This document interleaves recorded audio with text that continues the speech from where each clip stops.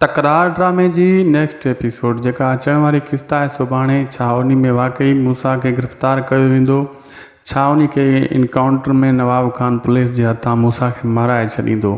छा मूसा उतां भॼण में कामयाब थी वेंदो या मीर सचाई कंदो पंहिंजे दोस्त मूसा सां? ऐं यूनिस जेका गद्दारी करे रहियो आहे पैसनि जे बदिले में, इहो छो थो ईअं करे? सॼो ई हाल हक़ीक़त तव्हांखे असां अॼु इन एपिसोड में था ॿुधायूं दोस्तो, त तव्हांखे जीअं सॼी कहाणी सम्झ में अचे।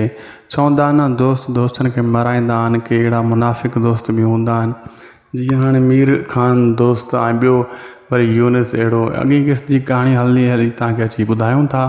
पहिरियों उदासी टीवी यूट्यूब चैनल खे बि सब्सक्राइब करे छॾियो ऐं फेसबुक पेज खे बि फॉलो लाइक शेयर ज़रूरु कंदा, जीअं सभ खां पहिरियां तव्हांखे अपडेट मिलंदी रहे।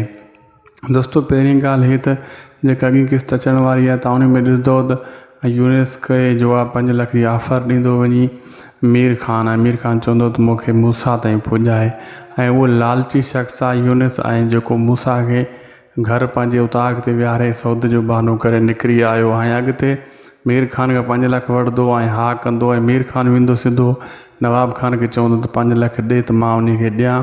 हू राज़ी थी वियो आहे। पोइ मीर खान पुलिस ऐं पंहिंजा माण्हू मीर खान खे यानी मतिलबु नवाब खान सभिनी खे मोकिलींदो मूसा जी ताड़ में, ऐं मूसा खे पकिड़े खणी ऐं मराइण जे चकर में। ऐं यूनिस 5 लख इहा उन्हनि खां वसूल कंदो। ऐं अॻी क़िस्त में जेको आहे दोस्तो बग़ैर अपडेट तव्हांखे वरी सुभाणे वारी क़िस्त में ॾींदासीं। ऐं ॿी ॻाल्हि इहा त चवंदा आहिनि दोस्त दोस्तनि खे मराईंदा आहिनि, ईअं ई थींदो। लेकिन अॻिते हली तव्हां ॾिसजो मीर खान जेको आहे मूसा खे ई बचाईंदो। इहो उनजो सचो दोस्त आहे।